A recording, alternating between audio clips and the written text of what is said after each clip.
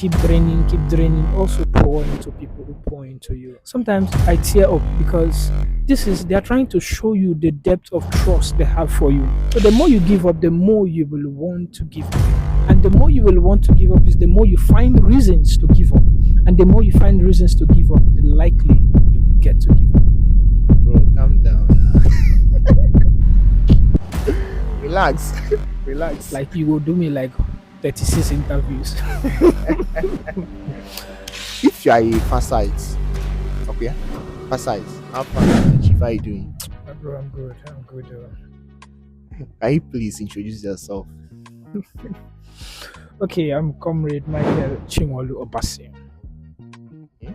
the president of the Faculty of Arts, University of Nigeria, Nsukka. I was waiting for that. I was waiting for me that you get that day during the election. What was running in your mind? Oh, I was tensed and I was double tensed because I had an exam that day. I took an exam that day. So, you guys will feel the pressure. You're unstable. You understand? I just had to manage myself to finish that exam and come out to attend to my supporters that were on ground. Complaints, this here and there. So you just have to be on ground. At least when people will come for you, see you. Understand? So it was really really tough, but that day the tension was at a different height. I couldn't even manage it. But it was with the help of people around that we had to, you know, figure out everything. What do you have to say to your supporters? Uh, if I want to thank them the way I should, the way it is in my heart, I don't think like you will do me like 36 interviews from my department, my class. Shout out to ELSO 26, my class, to mass comm, to linguistics, to virtually. I had supporters from all the departments in this faculty, all, even my I get all. So it's sometimes I tear up because they are trying to show you the depth of trust they have for you. People were on ground, people donated, people made of popcorn, people made tags on their own to tell you that that's the weight of belief they have in your leadership and you don't have to disappoint them. I think the greatest gratitude I can ever give is to ensure that my leadership does not end up as a disappointment to the people, because the interests of the students come first before even my own personal interest. What do you think made people connect with you the most? What do you think made people make all those commitments that you're talking about now? First of all, I will say God's grace, and secondly, my effort, and thirdly, I think people's instincts sometimes guide them. You know, when you just see most of the people I just met and instantly we connected. So I think you have a sense of vision. And I think one thing that made me stand out more was the fact that I'm a visionary leader, and I've proven that over time. So there is track record, and people believe in this person. Your personality alone. You see that thing that I said about commanding the room? Your personality alone shows up, and you send the euphoria of excellence. You exude an aroma that you are authentic. People love a leader that is authentic, not a leader who is trying to be fake. A leader that is real, original. The originality of the leader is what you will see in his leadership. You understand? That is why fake men don't make impact that lasts beyond them, because they are not real, they are not original. It takes originality to make an impact that will outlive your leadership. So I think that's what God's grace, and I walk, oh guy, I walk.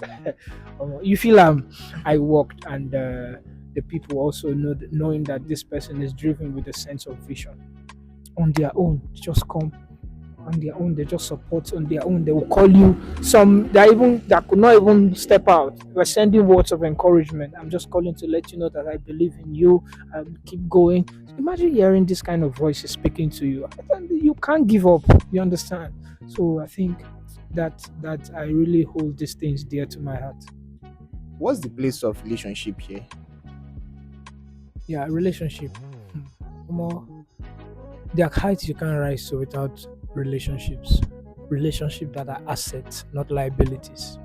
Relationship are in two phases: assets and liabilities. Relationship that you can bank on, relationships that you can leverage on. The place of relationship, virtually aside the grace of God and my personal effort, the place of relationship takes every other percentage of this, because people on their own, you can imagine, they know me, you understand, I have a track record, and these people themselves, my circle, that's why your circle matters, you understand, when it comes to certain positions of influence. Your circle matters a lot. What drives you is what should drive your circle, because so that you will not be lost in a crowd, you understand. They won't see you when you are lost in a crowd, they won't believe in you, and they can't sacrifice for you. So when you are a visionary person and you have visionary people, they can go all out for you, because knowing that you people are driven by a similar vision to make an impact. So the place of relationship plays tremendous role in my campaign and even me as a person. Relationships, and I hold them dear. They are currencies. They are currencies. So you must understand the value of giving value, receiving value, because relationships are a two-way thing. You give, don't just be at the receiving end. Keep draining, keep draining. Also pour into people who pour into you. I think that's one of the ways to stabilize relationship and make it lasting. Wow. Speaking of relationships now, how do you build relationship? How do you connect with people? There's a simple general rule to relationships. He who desires friend must first make himself friendly. Yeah. You need value, you must find a way to be of value. You understand? That is why I don't buy the idea of I'm not saying I'm not enforcing transactionality in relationships. What I'm trying to say is just like, okay, you want to connect with this person, you understand, give them a reason to connect with you. That's just it. Tell me one lesson you learned about people and about anything in the course of this your journey. What lesson have you learned? I mean, the course of my political journey. Yeah, maybe. Let's base on the political journey. What lesson have you learned? Not everyone will like you, and that's okay. Not everyone will believe in you, and that's okay. But those who do, give them the reason that they are not wasting their time. It's not those who we lost that matters, it's those who we were able to save and keep that matters. One other thing I learned is the power of not giving up. If you give up once, you have increased the tendency of giving up in future endeavors. But if you don't give up in little endeavors like this, because this one for me is a very little endeavor compared to where the things I have.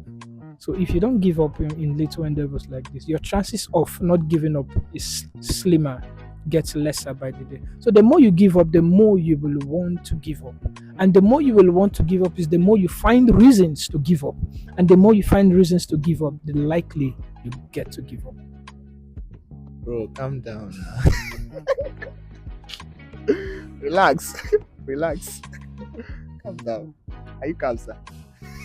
Quick one now. How do you now balance your friendship with people, those your relationships I just mentioned now, and also being a leader that will make tough decisions? I think I will summarize this in firmness. You know the place of firmness. Do you know people? I know a CEO who sacked his younger brother from the company. That's the part of leadership that is kind of ugly. But without this approach, the company will die. The friendship will stay, but the company will die. So you understand. So the leader should know when to draw the curtain.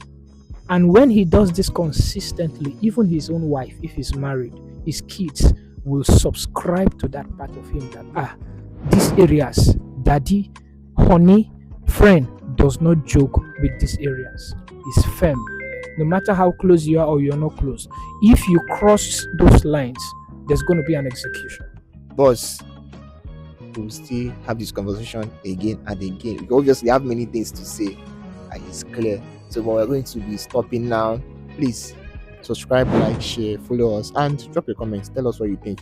If you are a FASA, okay, FASA. If you are a FASA, this is your president. Tell me what you think he should do for you. Tell me what you think should be his first line of action.